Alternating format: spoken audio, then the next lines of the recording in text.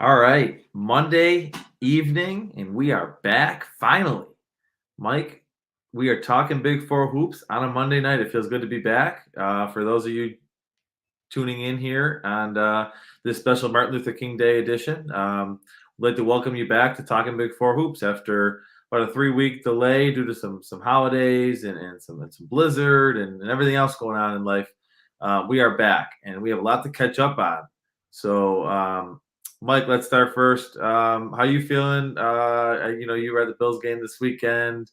You've been busy with your Cover One stuff as well. So how's everything with you? Everything's going great. The Bills are in the divisional round, so that's good from Bills fan perspective. The Sabres, a little bit of a roller coaster, and then college hoops. It's been an interesting season so far for all the local teams. I think we have more clarity about the direction that they're all going after the past 3 weeks. I can speak more confidently on St. Bonaventure, UB, Niagara, and Canisius than what I definitely could about a month ago. And unfortunately, there's not a ton of great things that can be said, but there are some positives, especially for St. Bonaventure. So excited to get this underway and get back talking some Big Four hoops. Yeah, Mike, I think the one word you said there is exactly what we've been searching for the first 2 months, and that's clarity. I think we had a lot of question marks on all four programs for the first time in a long time. We didn't really know where each stood. It was a lot of ups and a lot of downs. We thought that there were a lot of highs with all these teams, really outside of Canisius, and quite a bit of lows as well. And ironically, the team with the most highs right now is Canisius, that one team that we didn't have many highs on to start the year. But I do want to start, Mike. Let's start in the Atlantic 10. So let's start with the Bonnies of St. Bonaventure, who currently sit at 9-9 on the year. And Mike, it's just a stock market type ride for them right now. They are just not treading water, Mike, but they're not lapping the field either. So what do you make of this 9-9, 500 squad that Mark Schmidt has? That I've heard the word over the last couple games, especially on the broadcast, the word rebuild has come up quite a bit. So where do you sit on this squad 18 games into the year? I think they're actually going in the right direction right now. They're 3-2 in A10 play. They're sitting at 155 in Ken Palm. But if you look at how they are overall, they're 3-0 in conference games at the Riley Center. They're 0-2 on the road. They nearly beat Rhode Island recently. If they would have pulled that off, they'd be sitting at 4-1 in A10 play after what was a pretty mediocre non-conference schedule that saw them go 0-3 against the Metro Atlantic Athletic Conference, also lose against UB. So if you would have told me that this would be a St. Bonnet team that would lose to Canisius, UB, Siena, Iona, and then get off to a 3-2 start in A10 play, I would have told you probably not likely. So I think what we're starting to discover with this Bonnet team is a little bit of an identity and how they want to be going forward. In the beginning of the year, obviously, we knew what the starting five was going to be. We knew it was going to be heavy. Daryl Banks the third and Kyrell Luke being forced to run the offense, hoping to see stuff out of Jan Farrell and Barry Evans and Chad Venning. But now we're starting to see the emergence of Moses Flowers, who's really starting to give them quality minutes off the bench. And he's been one of their better players over the course of the past month.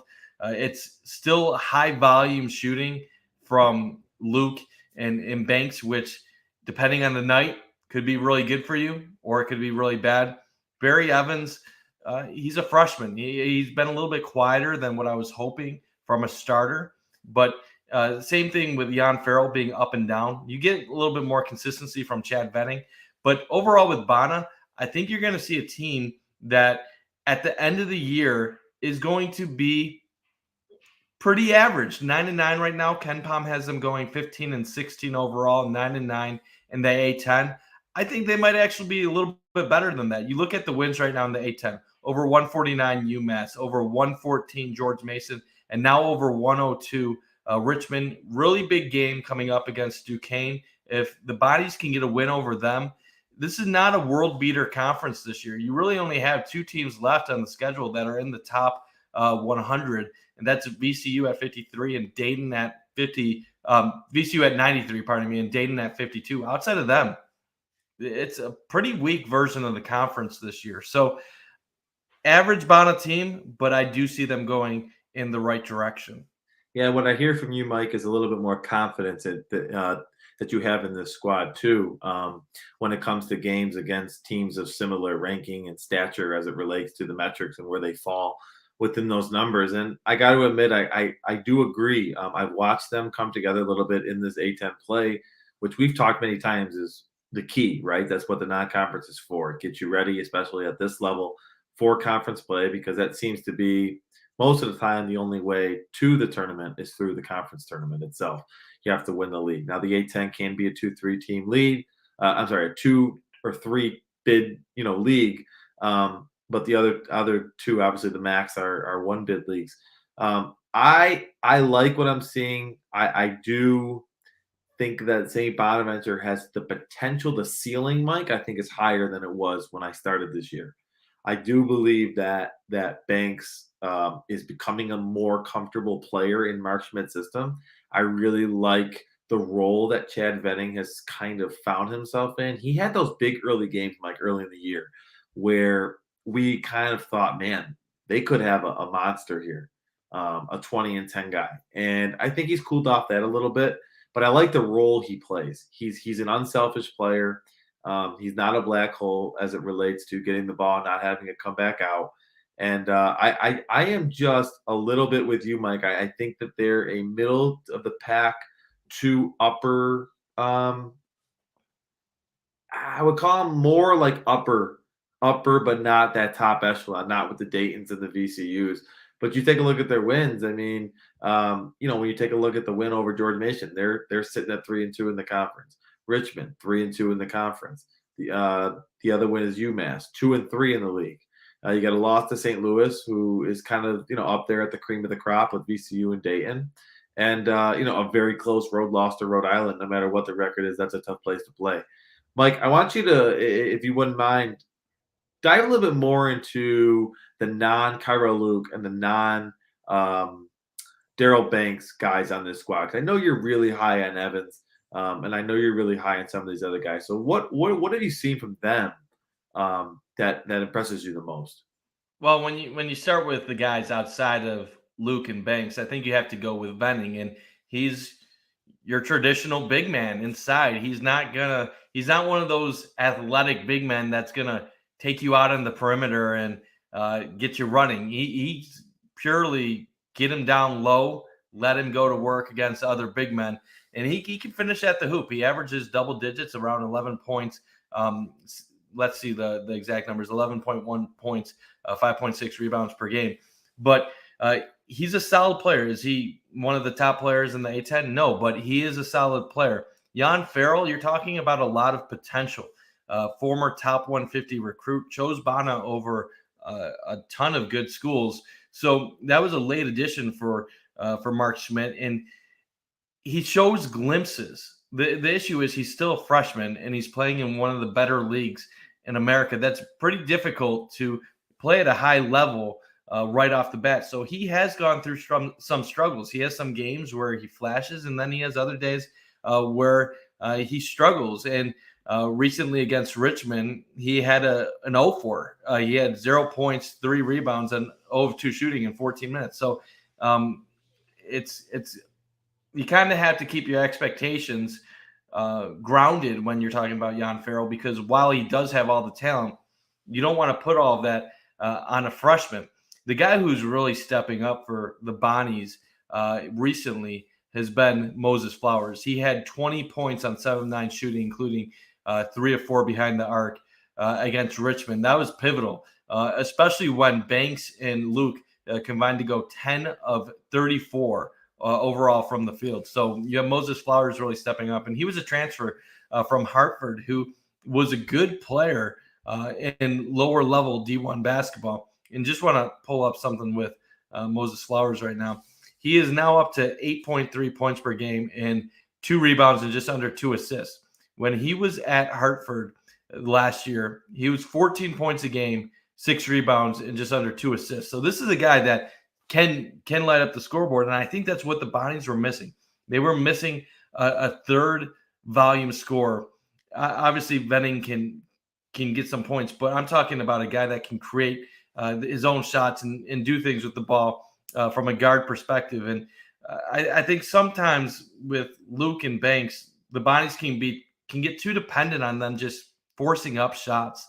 So the fact now that they have a third guy that they feel like they can go to that can generate offense, I think is going to be very helpful um, going the rest of the year. And I'm actually kind of uh, I don't have insider information or anything. I don't have a ton of stuff regarding the bodies, but it makes me kind of curious why we didn't see Moses Flowers more involved with the bodies earlier in the season, because it wasn't really until recently where he's gotten this run to do what he has done. Yeah, Mike, over the last four, he's averaged over 15 a game, season high 20 in the last game against Richmond. Very efficient shooting. He's been over 60% in all of those last four games. I just think this team's finding out a little bit more about itself, Mike. I think they're finding out ways to win. And when you're a team that's coming together on the fly, that's important. Finding ways to win. Now, you mentioned the schedule a little bit, and let's take a look at that upcoming schedule. So their next game comes this Wednesday at home, where they're 3-0 in league play.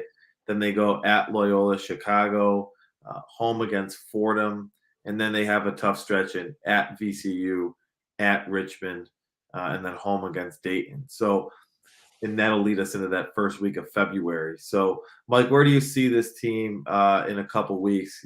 Pretty much where they are now, or do you think they string off a couple here and maybe enter that VCU stretch with a little bit of momentum? I think it really all depends on what happens in this Duquesne game. It's home, it's at Bonaventure. If they can pull out a victory there, I could see them winning the next three. Loyola is having a down year, and then Fordham at home. No disrespect to them, but that should be a win for the Bonnies. So if they can get 3 wins in a row, next thing you know, you're looking at 6-2 in A10 play, and you're feeling pretty good about yourselves heading into that very difficult stretch. Obviously, VCU, Richmond, Dayton. There's a good chance that could be an 0-3 stretch. The Bonnies definitely are going to try to. If you're a fan, you're hoping find a way to win one of those games to just keep yourself afloat and keep things going. But if the Bonnies can win the next three and then find a way to get one out of the three after that, get a 4-2 stretch coming in the next six, I think you'd be feeling pretty good at 6-4, 10 games into A10 play, heading into the stretch run where most of the games down the stretch are all going to be a winnable contest. So that's my thought process with the Bonnies. Obviously, no coach is ever going to openly settle for 3 out of 6 or 4 out of 6. But I think with this year's team, if they can find a way to win 4 out of their next 6, that would be considered a success. Yeah, I would agree, Mike. And it's funny you mentioned Fordham. In the past, they've been a doormat of the A10. They are 14-4 this year.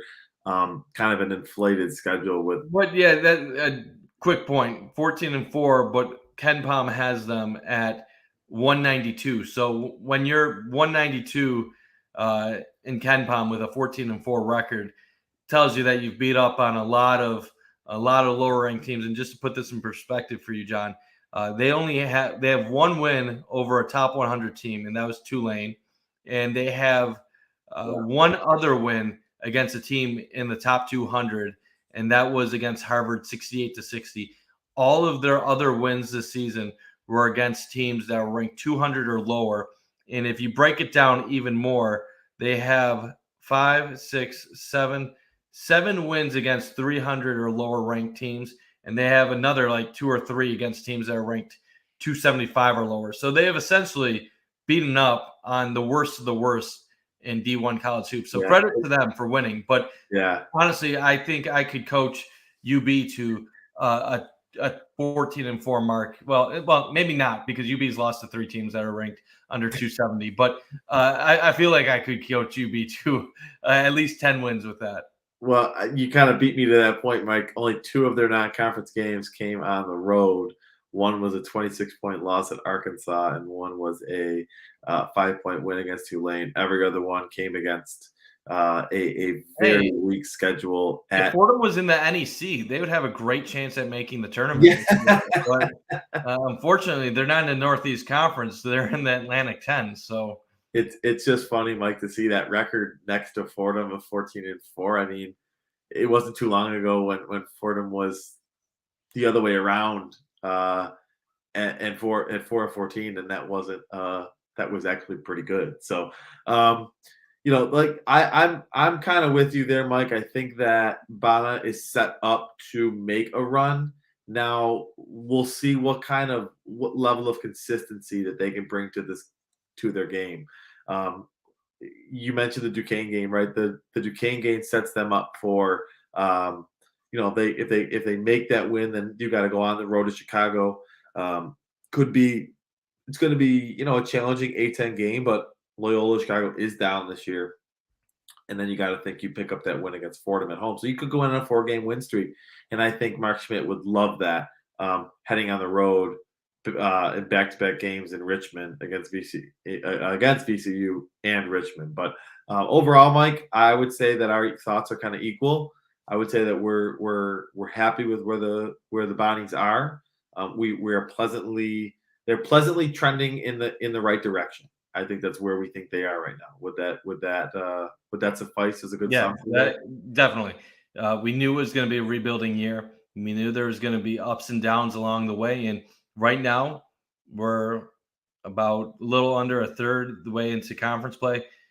It feels like there's going to be more ups than downs the rest of the season.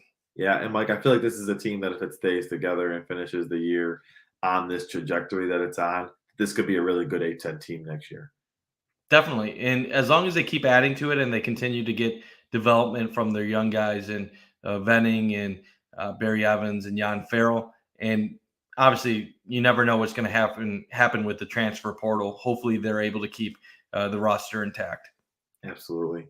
So 9-9 for St. Bona. They will play this Wednesday at home against Duquesne in their next game. So they'll have two conference games, Mike, by the time we chat again on next Monday. So let's jump to the MAC, the Mid American Conference, Mike. Let's talk some UB hoops and UB. Again, up and down, Mike. And right now they sit at 2-2 in the league. They're coming off back-to-back losses, an overtime loss most recently at Central Michigan, and which actually was a second half comeback to tie the game, which Central did at the buzzer to end up winning in overtime, and then a 11-point road loss at Miami of Ohio. So, Mike, I'm just going to open the floor. I want your UB thoughts. Yeah, it's been a tough season, and there's a lot of questions surrounding this program right now. It's after they beat Ohio and Northern Illinois back-to-back games. I wanted to feel good about what they could potentially be. I started thinking, well, maybe they could be a top 5 team in the MAC. Obviously, they're not on the level of Kent State, probably not where Toledo is, but I thought maybe there's a shot they could battle with Ball State or Akron in Ohio for that 3, 4, 5 area. Especially after beating the Bobcats, it looked pretty good. And then they go on the road and they lose back to back against Miami, Ohio, and Central Michigan. And I get it. It's not easy winning road games in the MAC. It's a tough conference, especially when you're playing some of these road games in front of literally nobody. When you're playing Miami, Ohio, and not there were some people at the Central Michigan game, so I get it. It's difficult, but boy, have their expectations just fallen tremendously in the last 4 years since Nate Oates departed. We knew they weren't going to be able to stay with the top 25 expectations that they had the 1 year under Oates. We knew for the most part, even battling for Ken Palm 75 to 100 wasn't going to be possible this year. It was a rebuilding year. Whitesell's own guys. It's going to be a work in progress, and that's what it has been so far.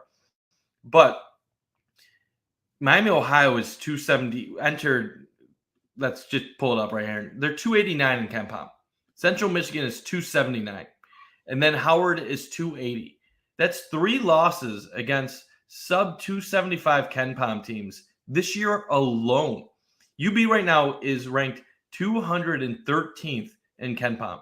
The last time they finished the season sub 200 in Ken Palm was when they went 5-23 under Reggie Witherspoon at the end of 2003. That UB team was coming off probation. That was before the program was even the program. UB was irrelevant back then. That you're talking about the beginning of Turner Battle and uh, guys like Bortz and Yassine Abihi. They weren't even big guys on campus yet, as far as people at UB actually even caring. And there was a couple of other years throughout the past couple decades where UB was hovering around that 180 to 190 mark, but they never quite fell that low. This is a historically bad season so far for UB, no matter how you look at it. And yes, they have moments where they flash. They've beaten Colgate, they've beaten George Mason, they've beaten Ohio and St. Bonaventure. But Ken Palm takes in a lot of things into factor. It's not just who you've beaten, it's margin of victory and stuff like that. And every time UB has played good opponents, they've gotten their butts kicked. So this could be a top 6 team in the MAC when it's all said and done. But are they good? I can't go that far. I think they have talent. Curtis Jones is a good player. I do believe that. And I actually think Isaac Jack has some potential down low.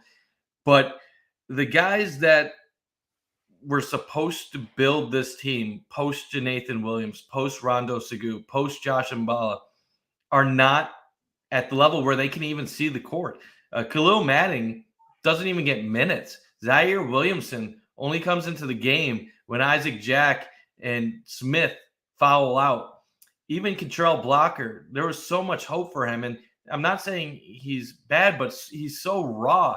So it's really disappointing because none of us wanted to see UB regress after Oates left. I think it's okay to accept that there was going to be some regression, but I don't think the regression needed to fall back to subpar, below average, mid-major. I thought the regression could have been okay, you're not going to be top 25, you're not going to dominate the MAC, but you're still going to be an 80 to 120 Ken Palm team because you're going to recruit at a high level, you're going to get good coaching, and you're still going to be one of the top teams in the league every year.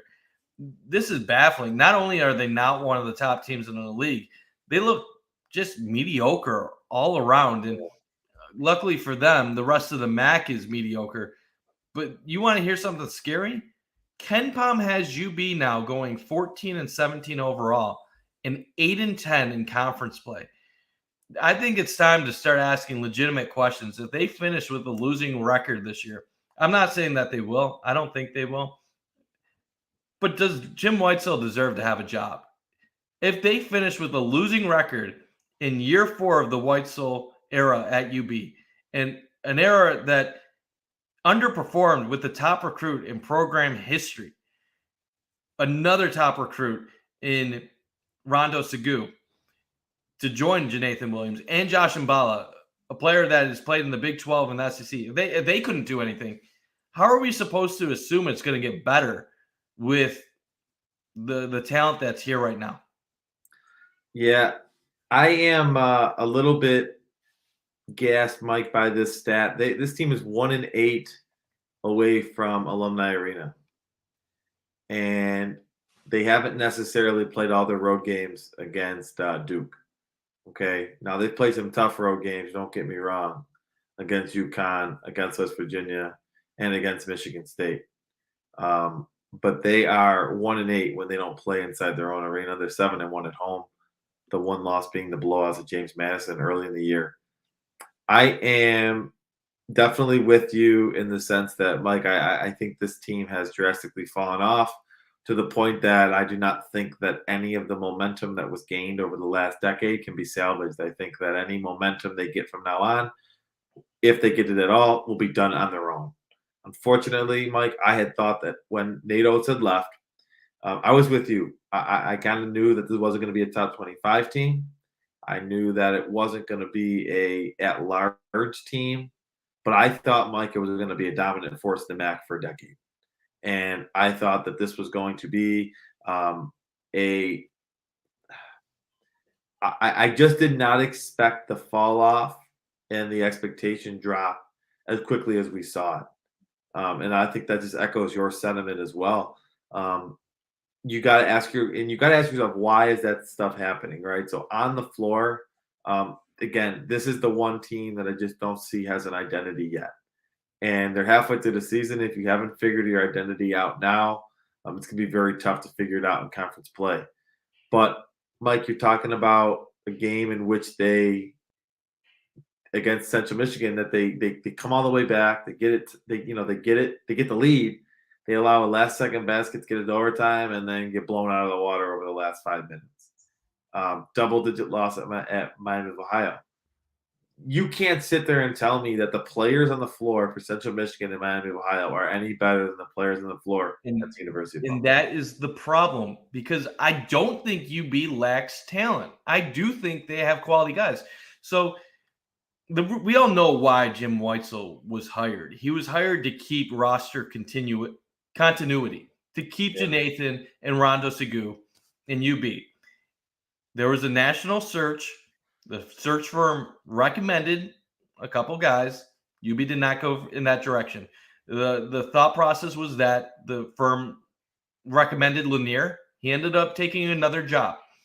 There was other candidates. They went in a different direction. Brian Hodgson was never seriously considered. There's a lot of debate. Why wasn't he considered? If you talk to many close to the program, they would say he wasn't ready from a maturity standpoint. They didn't believe he knew the X's and O's. And there was a lot of people that were donors and close to the program that didn't want him to be the guy. I think they were all incorrect with those assessments. Yeah.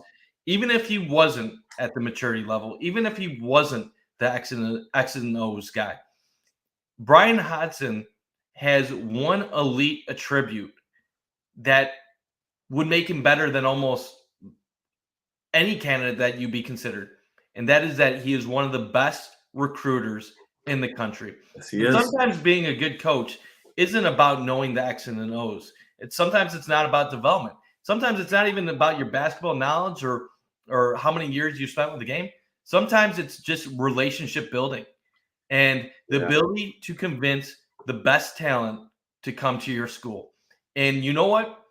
I can't do the X and O's of basketball. If you told me to coach a team, I couldn't do it. But if I knew how to get 4-star recruits to come to UB, I would be the best man for the job. Know why? Because I would surround myself with quality assistant coaches that do know how to develop players, that do know how to coach them up. And when we get those 4-star guys on the court, they are going to run over everybody in the conference. And that's what Brian Hodgson could have brought to the table. Well, But I understand that didn't happen. It is what it is. But Jim Weitzel had an opportunity at Loyola when they were in the horizon. The results were mixed. He was a 500 coach. He was hired for roster continuity, and he was hired because he was a cheap option. A cheap option. And at that moment in time, it should have become obvious that UB did not prioritize basketball the way fans and donors were hoping. And if UB really wanted to keep butts in the seats, they would have made a hire that would have signaled that. You either go in-house with the young guy that has that elite attribute that you think is going to continue that success, like Nate Oates did after Bobby Hurley, or you get that guy that's outside the box. And yes, you might lose your entire team at that time to transfers. But guess what? When you're coming off 2 straight NCAA tournament appearances where you win and you get to the round of 32, even if you lost your whole team, which you were losing your starting 5 anyway, so there you could have said even if you kept Williams and Rondo that there were still questions about the team going forward outside of Devontae Jordan. A new coach could have come in and brought in his own players. It would have been easy at that time to bring quality transfers, bring in quality high school recruits, because they would have seen, oh, this team at their ceiling is a top 25 caliber team that is a dominant mid-major. Even if they had to start over, they would have had their own guys. You would have had an up-and-comer. The momentum slowly started to fade. UB started losing games to opponents that they shouldn't have. They didn't have the dominance in the MAC that was expected when you have a top 150 recruit. And then the recruiting didn't keep up. Yes, guys like Blocker, Matting, and so forth, Williamson we're all 3-star recruits, but they're not playing like it. It doesn't matter if Yeah. you're a 3-star recruit once you're a sophomore and you can't get on the court. So right now we're at a point where UB has guys that you think are more talented than the rest of their competition in the MAC, but they don't play like it. And I give them credit for Curtis Jones, but this is a team that it's stagnant. And I saw it firsthand when I went to Ohio University. The year I graduated, they went to the NIT with Jim Christian a year with the same guys that a year before went to the Sweet 16 with. A few years later, they have Saul Phillips, and they're struggling to have a 500 record. They had 2 losing seasons, so I've seen it firsthand. UB can still get this on the right track, but the momentum from the Oats days are gone. How do they get it back on track? They need to find that young, up-and-coming coach that will start building it. And then what you do, you always make sure that you have a successor, a potential successor on the coaching staff, that if that young coach bolts for whatever reason, you know you have somebody on that staff that can take over. And if you don't believe you have a guy that can take over, then you go outside the box and you bring somebody in that you have confidence in. You don't go with retreads that are just there because they're the cheap option and because they keep the roster intact. That was just such a dumb decision for so many reasons. Nobody even thought Jim Weitzel was even a possibility when he got hired. That's how far out of left field that hire was. And I don't want this all to be about Jim Weitzel because UB fans, some are going to point and say, whoa, he's the third most successful coach in UB history. Well, if he's the third most successful coach in UB history, that's just because they have no history outside of Bobby Hurley and Nate Oates. And one thing I do want to bring up, what's going to determine if UB ends up having a good or bad year is going to be the next 2 weeks. Bowling Green this week should be a win. After Bowling Green, you have Toledo, Ball State, Kent State, Akron. That's a tough stretch. It's a tough stretch, Mike, You for a lose to normal Bowling team. Green, It's you an lose even to tougher. Bowling Green, you could be looking at a 2-7 start to conference play. Well, So, that's a tough stretch, Mike, when you're playing well, let alone when you're trying to still find an identity. and UB could be fine if they play at home the next 2 games like they've shown all season. They could win both of these games, get back to a winning record, and have us start feeling a little bit better about them.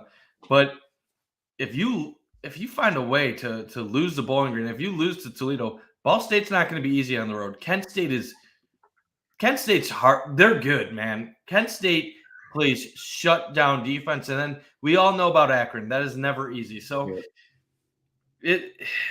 UB better hope to get things together. Let me dissect a couple things that you said there, Mike, and I want to start with I want to take the conversation about Brian Hodgson, and I want to just bring up a counterpoint to that in his favor. And maybe that's, Mike, that we don't know this, but you know what? Maybe he said, I don't want the job. Maybe I think a better long-term option is to go with Nate Oates. So while you're right in the sense that he might have been the best option, maybe he took it upon himself to say, you know what? I can recruit at the highest of high levels, and I can get the best players in the country, because you don't get to be Nate Oates' right-hand man just by accident, okay? You don't get to be the guy that sits in Brandon Miller's living room and gets him to come to Alabama. The guy's going to be a top 3 pick in the NBA draft next year. You're not a guy that go gets J.D. Davison off the couch and brings him in, and he's a first-round pick or second-round pick of the Boston Celtics, okay? Brian Hodgson has an ability to relate to these kids.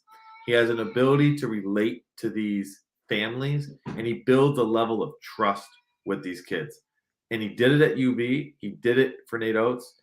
Obviously, Nate Oates is a tremendous recruiter himself, right? But as a head coach, you have to rely on that guy, and he relies on Brian Hodgson. And you hit the nail on the head, Mike. I'm sorry, you hit the nail on the head. If you can recruit well at the mid-major level, you can be a good coach, even if you are not the best X's and O's guys. It matters when the season gets tight, when it's late February, early March, in those tight games on the road or on a neutral floor. And you know those neutral floor games, Mike, we've been to, I can't even count how many MAC tournament games. They're not super crowded. Okay, they're not like an arena game at UB or at Kent State, because the arena is like 20% filled, 15% filled, right?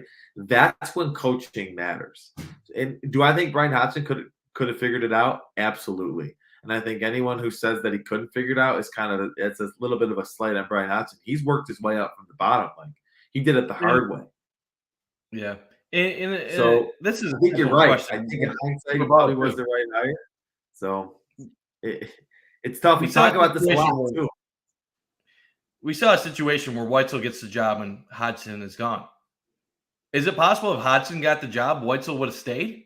I mean, Weitzel probably didn't think he was going to be a D1 head coach at a top mid major when he took over as an assistant at UB. He probably thought the ship had sailed and that he was going to be an assistant for the rest of his career or possibly take a lower end job. So was that ever considered by UB? Was that ever brought up? I don't think so because I don't this is secondary sourcing, but people that I know that were close to the program indicated to me that Brian Hodgson was interested in the UB job. In fact, I don't think that he was ever seriously considered for the job, despite many fans thinking that he was going to be a leading candidate. And to tell you how clearly he didn't think he was being considered, he went to Alabama for a recruiting trip while still being paid by UB. And a lot of fans took huge offense to that. And I understand they know that he was still technically part of the UB staff and they felt disrespected and they thought that was a disqualifying thing for him. I'll tell you this. I do know from things I have read and I have seen that Hodgson was told before that trip ever took place that he was not going to be considered for the head coaching position at UB. And if fans want to get upset about that he still went on that trip while a UB employee, get over it because he knew he wasn't going to be the head coach. At that point, it was just waiting until it was being made official. When you know you're not going to be part of it, the part of the discussion, and you're it's side man, you're starting your next gig. You're going all out on it. And I know that rubs some people the wrong way, but I know for a fact he was told he wasn't going to get the job. So, Mike, I And think the next question would be right. So, I think me and you both agree that while this team is talented and there's a lot of basketball to still be played this year, and a lot of things can change, nothing through 17 games has made us believe that this is a legitimate MAC contending team. They're too inconsistent and they're too sporadic. They haven't shown a level of they haven't gained the trust, I think, of the fans and of us to sit here and say, yeah, I think this team can make a 3-game run in Cleveland. Would I be yeah, right in that assumption? yeah, you're absolutely right. And honestly, this is the least parity I've seen in the MAC in a long time. Right now, there's only one team that's legitimate, and it's Kent State. Kent has played on the road against Houston and Gonzaga and gave them both games and actually had a shot against both of them. Kent State plays elite level defense. They're not the best offensive team, but they play elite level defense. They get their hands on the ball, they force turnovers, and they make everything difficult for you. Toledo has ability. Kent, obviously, Akron is always okay. We'll see where Akron goes from here. We'll see where Ball State goes from here. Ohio's off to a poor start, but I would put them ahead of UB too. I give credit to UB for beating Ohio earlier in the year, but I do think that when it comes down to it, Ohio does have more high-end talent. Not that they've shown it, but I do think as the season goes on, the Bobcats will get better. But I really think this is one elite team, maybe a couple good teams, Akron, Toledo, and then possibly Ball State in that conversation, and then just a bunch of very, very poor teams. Yeah. This is one of the weakest MACs I've seen in a long time, and the KenPom rankings as a conference reflect that. It's the 18th ranked conference, so it's going to be interesting. What will UB do? If are we going back to the days where the administration is content with mediocrity? I sure hope not, because that was the reason why Reggie Witherspoon was fired. He had 4 straight winning seasons, had 1 losing season, and Danny White was like, goodbye. I want this team to get to that next level. That's why Bobby Hurley was brought in. That's why Nate Oates was elevated to head coach when Bobby Hurley left, because they had that vision. I fear we have now entered an era where complacency is the new accepted narrative going forward. Yeah, and if I'm not mistaken, Mike, I believe Weitzel signed a new deal in 21, which This will is a keep him paper on. deal. Those don't really mean Yeah, too much, but still. yeah, yeah. But you got to think if there's anything in there that would prohibit them from wanting to move on from him early. But listen, my hope is that they don't have to move on from him, and he can right this ship and he can figure it out because you never want to call for someone else's job. You want to see them succeed, especially at a school like UB that has all the potential and the resources to succeed. It's just right now, there's not much reason to believe that things are going to get drastically better. The only hope is that the ship can be righted and then the stock can start to go up. I will I'll say this, you can disagree, and I know when I post this on the forums, there's gonna be some people that probably will get upset with me for saying this. I think the best thing for UB basketball at the end of this year, depending on how the rest of this year plays out. Obviously, if they get hot and they find a way to miraculously win 20 plus games and make a run in Cleveland, I'll eat my words. But it is my belief that the best thing that UB could do is to move on from Jim Weitzel and start over. Yeah, I understand that's not a popular thing. I know Jim Weitzel. I've met him personally. He's a nice guy. I respect him as a coach. But he's been coaching D1 college basketball for 10 plus years as a head coach, and the results have never been there.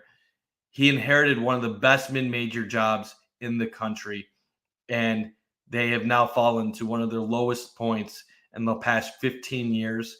And at this point, really, like just being honest with the way the transfer portal is, the way things work, if Weitzel was canned and the most of the team transferred, would they be bad the next season? Yeah.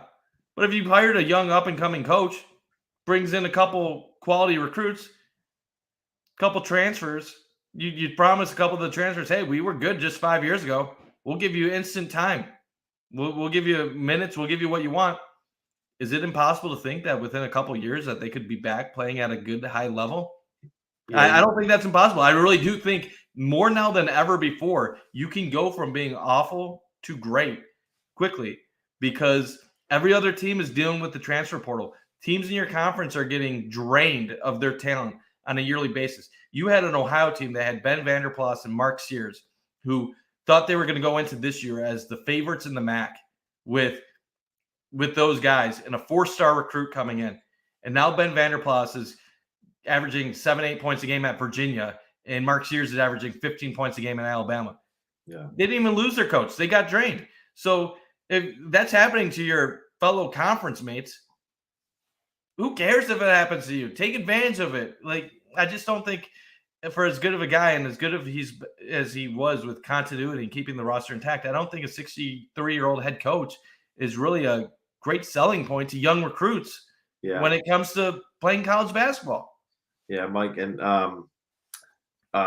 you can't help but wonder if some are looking at what's going on at UB women's basketball and being a little envious of where they are right now because it wasn't more than I don't know, Mike, 8 weeks ago that Becky Burke and the women's team lost to a Division II Mercyhurst at home, and you look where they are now. They've won 7 of 8. They're 3-1 in the league, but their only loss coming on the road at Kent State in a game that they should have won. With a completely new roster. A completely new roster, Mike, and what you've talked about is that young coach. And I wasn't sold on the Burke hire to begin with, and there's still a lot, right? The jury's still out, right? It's her first year, but you gotta be excited at the energy that she's bringing to the program, and the hype, and just the passion she has for it. Not that Weitzel doesn't have that, but obviously, I think Burke's in her 30s, late 30s, early 40s. Man, I think she's in her late 30s, and you can't help but think that some people are saying, "Hey, let's go get ourselves a Greg Paulus-esque guy and maybe try and hit a little bit higher than Niagara hits, obviously, but someone like a Greg Paulus or someone in that line It's of not hard, John. It's no, not hard. I'm not saying it's got to be a former player either, Mike. It can be somebody that's just like a Brian Hodgson or an Nate Oates, right? Who just comes with a little bit of pizzazz, a little bit of something else. Burke's got something else, Mike. I've never met her, but she's got She's a something former else. player. She's She got a played at presence on. Louisville. I believe she played in a national championship game. You want Yeah, these coaches that there's can just relate something to the about her. younger generation, and that's the thing. That's what brings the recruits in. I've always said this with college football, and it's similar with college basketball, but it's more so college football. I've always said when in college sports, you have great programs and you have great coaches. A great coach can win anywhere he coaches at, he or she.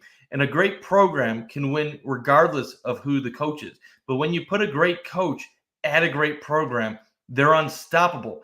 Alabama was the probably the best program of all time before Nick Saban was there. But they were struggling in the decade before They Saban were. took over. They They were. had some good seasons under Shula, but they weren't great. What happens? You bring in a national championship winning head coach, Nick Saban from LSU, who he won at Michigan State. He won at LSU. He won at other schools as well. He even had a winning season at Toledo in the 90s. You paired him at Alabama. Alabama becomes unstoppable. Kirby Smart, Georgia. Kirby Smart, we knew he was going to be a great coach. We knew Georgia was a great program. Georgia hadn't won a national championship since I think 1980 or something like that. Kirby Smart gets to Georgia, they're unstoppable. Same thing with Urban Meyer and Ohio State. Same with Urban Meyer when he was at Florida.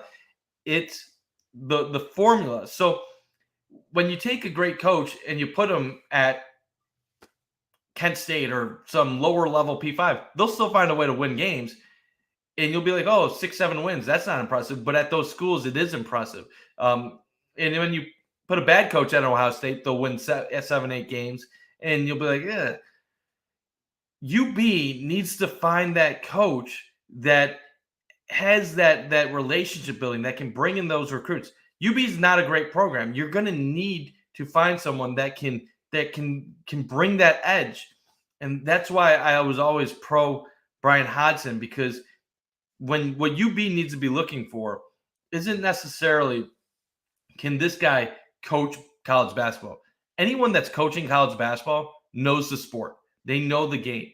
UB needs to be looking for elite attributes, which means relationship building, recruiting ability. If they don't have the recruiting ability, find something else. Like, are they elite with their game philosophy? Do they bring a different edge? Do they run an up tempo offense? Do they have a Shaka Smart style defense where they're all over you? They find a way to be aggressive. Does this coach find a way to go after tremendous athletes, or does he get great shooters?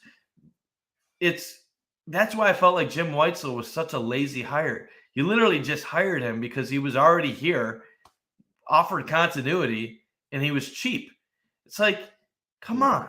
You had two fiery head coaches that have high energy, heart, all about blue collar, jumping on the floor, getting in your face on defense, passing the ball. Nate Oates in practice, all on his players, and you replace them when they go with Jim Weitzel. No offense to Jim, but that is a huge change in direction, philosophy, everything. It just Yeah. it brings up the question too, and if not for the football team winning the bowl game, because I actually do like Maurice Linguist, and I actually am encouraged by some of the things that the football team is doing. But Mark Allnut is responsible for some of the downfall of UB basketball. For everything that Danny White in UB was going in the right direction, you got to question how he is just sat by, and we don't know what's going on behind the scenes. But there is a portion of the passionate UB fan base that is disappointed with all of what's going on. You go to a game this year, it's dead. It's a dead environment. It's not even fun at this point, and hopefully that changes. But if they go on a sloppy run coming up, it's just going to get worse before it gets better. Yeah, like the last thing I'm going to say, and it's one I kind of want to build off what I was saying before about Burke and the women's program is, one thing about these young coaches, Mike, is they come with a level of vulnerability, and they come with an ego that's not very big, and what that does, in my opinion, and what I've seen with that effect on the women's program, um, is that Burke's not afraid to be open. She's not afraid to be vulnerable. She's not afraid to fail. She is very open and very energetic about what she's doing on the floor, about her players, about her team, about her program, about what's going on. Um, and I think the type of kid that she's recruiting sees that, and it becomes a place that they want to go. And they start to talk about how fun it is to play for that coach, and they're a player's coach. And through that, they yes become a player's coach, but they also gain a level of respect because they're willing to be vulnerable in front of their players. They're willing to learn through the struggles of themselves and their players. It's not during a loss, it's not just, oh, the players didn't do this and we got to play better this way and we got to execute better. And that's the same old coach slander. You see them sometimes saying, like, yeah, I made a couple mistakes. I got to get better at that. Our kids played well and I got to learn from that. And I just think that maybe that's the direction they need to go. I'm going to hold off on going as far as to say I think the Jim Weitzel era is over. And I'm not saying you have said that either. But I think that we're on the track to say that if it doesn't get any better through the rest of this year, that it'd be perfectly okay to feel like, hey, it's time to move on. But Mike, speaking of moving on, we like to keep these episodes around an hour, so I want to spend the last 10 minutes or so here just chatting about the other Mac. And let's start. Mike, I want to start with Canisius. And I know for you Canisius Niagara listeners, we tend to go on a little long-winded about the Bana and UB portion of this, and I do apologize. And I think moving forward, Mike, maybe we start one of these shows with the Metro, just so we don't find ourselves cramming in these last two segments here. But Mike, Canisius is playing better basketball, and they're coming up with wins. They're not blowout wins, Mike, but they are coming up with wins, and they've won more in the last 2 weeks than they won in 2 months. And it saw them pick up a win against the best team in the league in Siena, or one of the best teams in the league. They beat in 2 road wins against Manhattan and St. Peter's. So, Mike, I think that Reggie's got something going over here. Was he? What the heck was he waiting for? Well, Reggie definitely has something going, at least with the win over Siena. The Manhattan St. Peter's wins, I'll give them credit, but you're also talking about On the Ken Palm road. 321 and Ken Palm 314. Yeah, on So the when road, you're though. talking On the about road. those are 2 wins against 2 of the worst 50 teams in the country, according to the metrics this year. On the But road. Siena was impressive. That was a well played game. Siena was undefeated in Metro Atlantic athletic play. So you got to give credit to Canisius with that. Winning 3 out of 4. They're playing motivated, which definitely you wouldn't see from all teams that in college basketball after the start that Canisius got off to this year. I think it does say that maybe the competition earlier in the year against tougher teams has started to make a difference as far as them playing lower level competition right now, where they were competitive against Toledo, they were competitive against Florida Gulf Coast, and some of the other teams beating St. Bonaventure. So now maybe we're starting to see a Canisius team that is playing teams at the depths of D1, and you're starting to see a little bit more confidence on the court. They did a really good job, really holding Siena's offense intact. And you look at the upcoming schedule, are they going to be able to put something together with this? I don't know if I'm willing to go that far, but I don't think that any team in the MAC can really consider them a gimme anymore. Ken Palm has them going 10-19, 8-12 in conference play. If they can squeak out 8-9 conference wins, I think in the end, you take it after the start that they got off to. Yeah, absolutely, Mike. I think if they could get to 8 or 9 conference wins, I mean, you're talking about ideally one of the best turnarounds in Reggie's career from like mid-season. Yeah, from 2-11 to Yeah.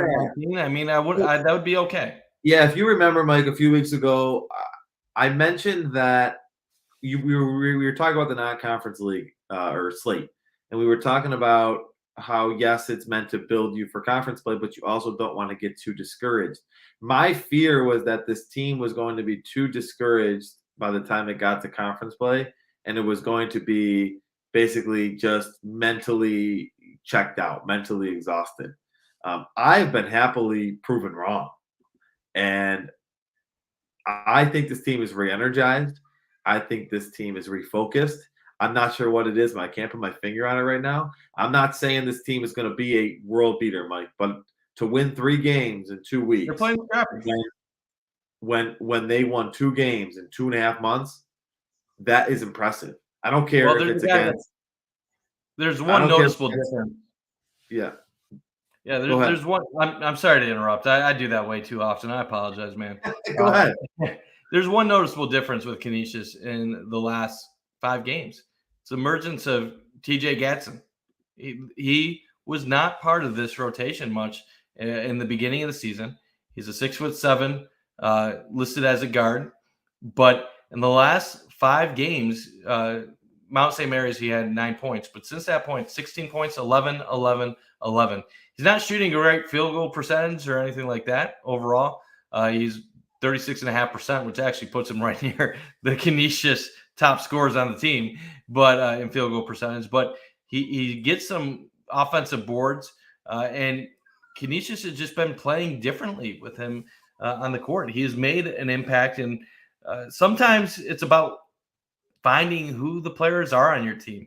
Sometimes there is a guy on the bench that really needs to get more minutes, and you finally get him find the proper role, and things can get rolling. So TJ Gadsden has definitely been a nice contribution for Canisius of late, and hopefully it continues because you're starting to see it his minutes go up, and that correlate to more wins for Canisius. Yeah, the one thing I like too, Mike, is the defensive numbers. Even in the losses, they are holding teams in check. Outside of the Marist loss, Mike, that was an 18-point loss last Friday. They've held teams to 66, 64, 57, 60, the 76 against Marist, and then 62. They've held 5 of their last 6 opponents to 66 or below points. Now, again, like we talked about, we're going to talk about with Niagara, when you don't have the ability to light the scoreboard up, which Canisius does not, just based on their low shooting percentage numbers, you have to be able to play solid defense in order to keep you in these games. Because if you don't play solid defense, Mike, and the gap gets to 10, 12, 14 points at any point in the game, it's nearly impossible for a team like Canisius Niagara to come back because the possessions are limited. And then when you do have those possessions, your points per possession are lower because you're shooting a lower percentage on average. So they've been able to keep themselves in these games, which I think has helped them been able to steal some of these closer games, especially the Siena game. When they let teams get into 70, 75, 80 points, they're not going to win any of those games, Mike.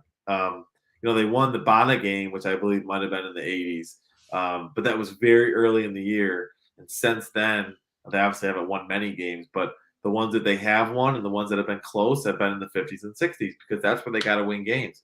I like that they're embracing that, Mike. I like that they're not trying to be something they're not, and their defense of pressure is better. Their patience, their what's the word I'm thinking of? Their discipline is better. They're more disciplined on defense, Mike. They're staying in lanes. They're going under screens when they need to. They're hedging hard when they need to hedge hard. And those are just all little things that a team that doesn't score a ton needs to do to be successful. Now, again, do I think that this team is going to be a MAC contender? No, I still think they're ways away from that. But if you mention the number 8 or 9, I think that's a solid goal. And that would mean basically going 5-7, 5-8 to close the year out in conference play, which I think they can do no problem. So, Mike, I like where this team is heading, and I like what Reggie's doing, and I have to give him nothing but kudos right now because 2 weeks ago, 3 weeks ago, this didn't seem possible, let alone against anybody. I know it's not against the Ionas, and it's not against even Niagara, right? Who we would both say is better than the 2 teams they beat on the road at St. Peter's and St. Peter's and Manhattan. But a win's a win on the road in conference. And in the Metro Atlantic, when you go on the road, you play those 2 games back to back. That's tough to do. 2 games in 3 days, normally all in New York City or close to it. So that's not easy task to do against anybody. So I think they're in a good place right now, and I just like to see them get to that 8 or 9 number, honestly. Yeah, no, I agree with all of that, and hopefully they can find a way to finish strong. And last thing, John, we got to talk a few minutes of Niagara before we wrap up.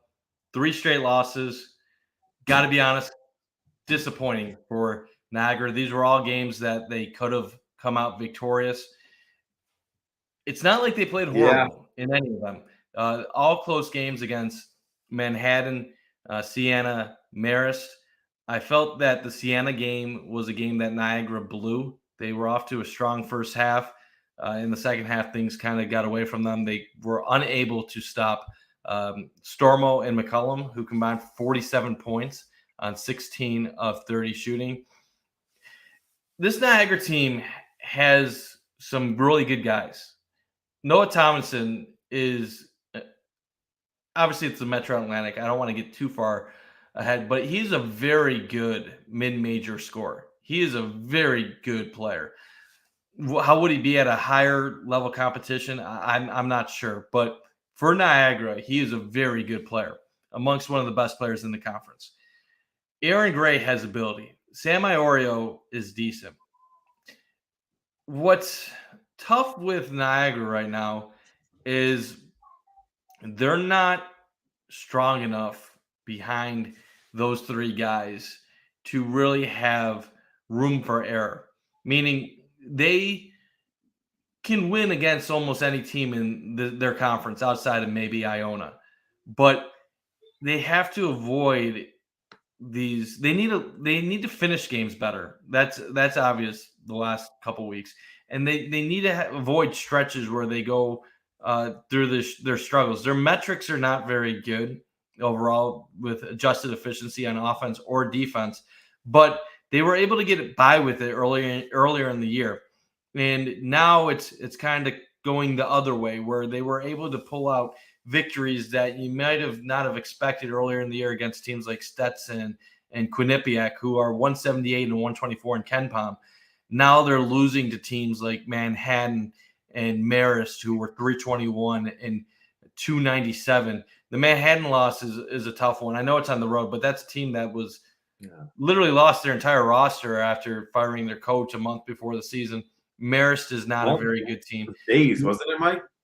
It was What? days. It was days before the season. I Yeah, and then Siena, you put a good game, but you couldn't finish it. And now you have all these games upcoming. Ken Palm still has them going 15 and 14 overall and 10 and 10 in conference play. But we were looking at an Niagara team that had they just won 2 games that they should have won against Manhattan and Marist, they'd be sitting at 6-2 in conference right now. And yeah, they were never going to be the 1, probably not the 2, but they could have been a 3. They could have been a 3 in this conference. And now you're looking at them. They could be anywhere from 3 to 7, 8. Like these games are all coin flips with them. And I was starting to believe that they were better than what they're showing. And I want to bring up, like I said, the game against Stetson early in the year. I had told you guys that I thought that was an impressive win. And at that time, there was no metrics to really base that off of. I've known of a couple of the players that were going to that program, and I knew Stetson had some quality guys, and they really haven't had previous good seasons under their current coach. They were 304 in Ken Palm last year. So for me to say that a 304 program that was in the mid 200s when Niagara beat them was a good win, that's how much faith I had in some of the guys on their team. And right now, Stetson is 10 and 7, and they have a 178 Ken Palm overall. So Niagara has the ability to beat these better teams. It's just find a way to get it done. Yeah.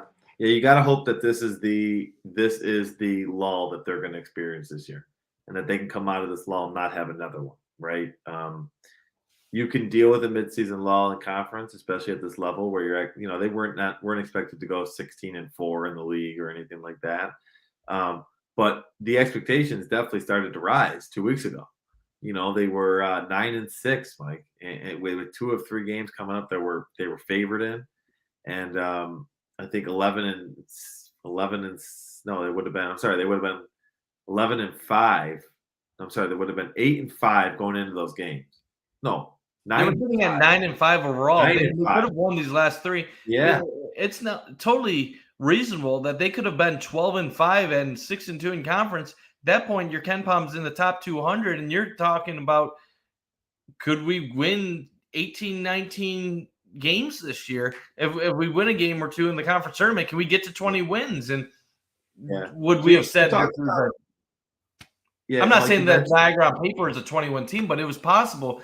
And to do that with some of their metrics was just a sign of like, okay, they don't have the best players, they don't have the best roster depth or anything, but they're finding ways to win.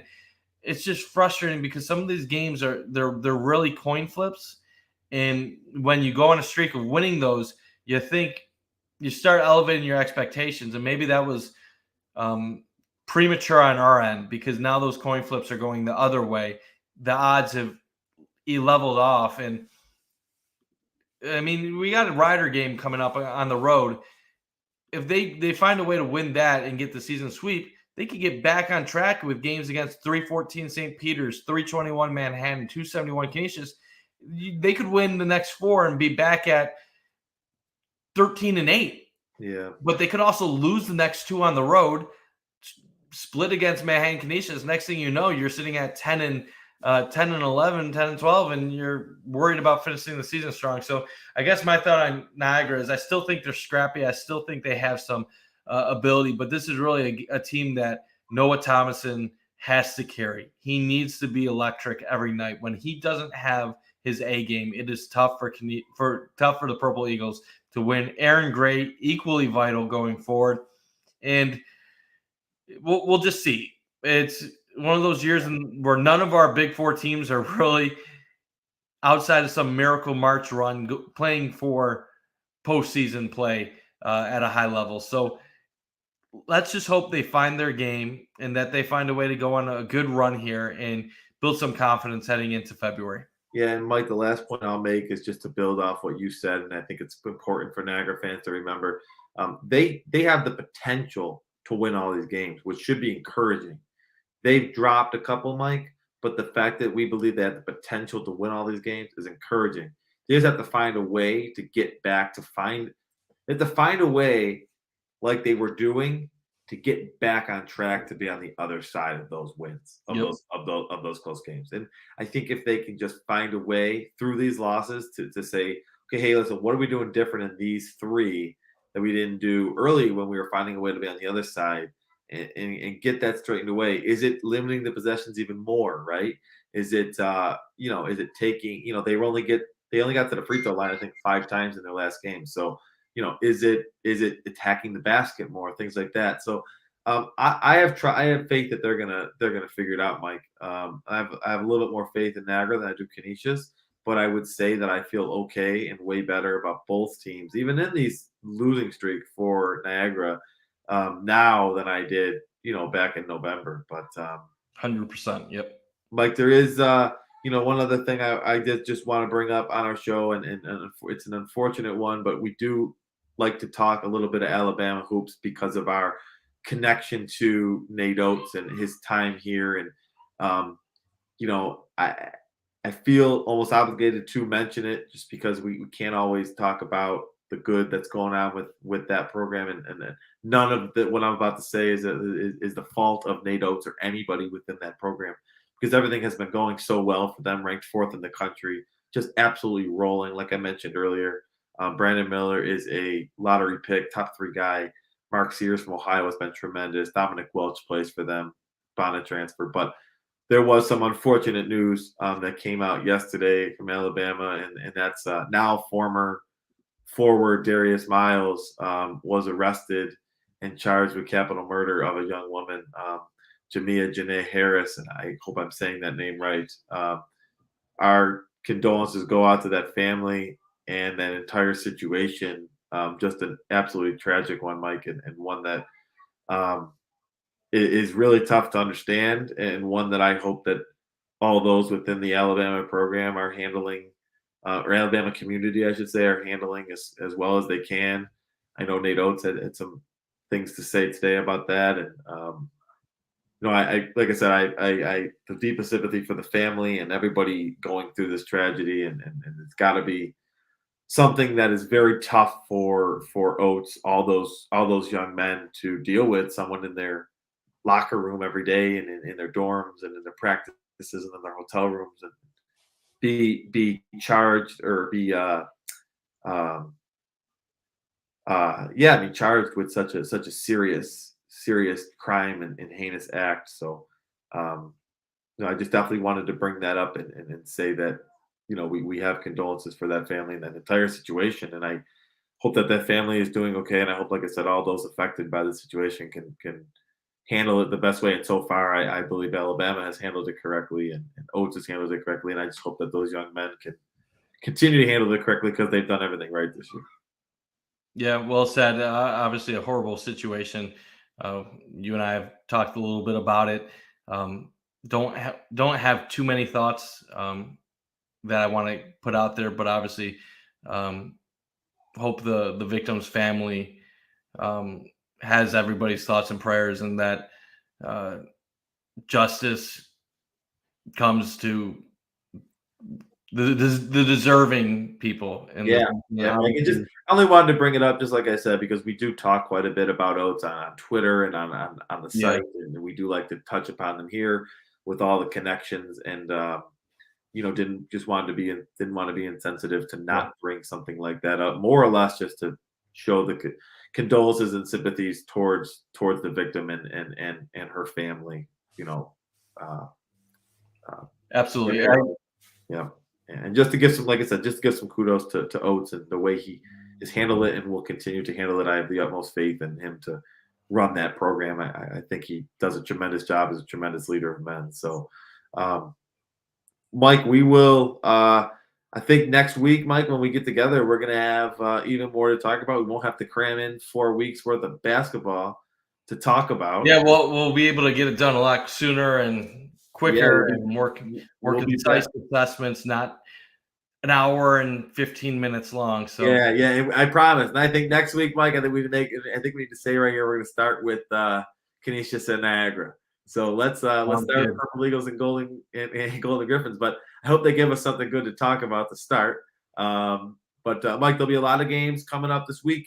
Like I said, tomorrow, Wednesday, and over the weekend, there's all sorts of games. So tune in to Big Four Hoops. Check out big4hoops.com. We thank each and every one of you for taking some time on your day on Mondays to listen to us and as well as to stream it during the week if you can't catch it live on Mondays. So he's Mike Bunt, and again, like I said, he also does a lot of stuff with Cover One and the Buffalo Bills. You can catch out the Going Deep podcast on Tuesdays. Check out Mike's Twitter account for that. He'll post all the information and links to that. But definitely check that out if you're a Buffalo Bills fan as well. Him and Kevin Massari do a fantastic job and of an in-depth breakdown of everything Buffalo Bills as they get ready to take on the Bengals next week, Mike, in the divisional round. Give me a quick prediction. What's your prediction for Oh, next week? I haven't made my official prediction yet. Well, I won't put you on the spot then. God, just I don't know. I gotta stay quiet on it. I'm still 50-50. I don't know which way I'm leaning yet. All right. Well, go Bills and check out big4hoops.com. We appreciate everybody tuning in to our show, Talking Big Four Hoops.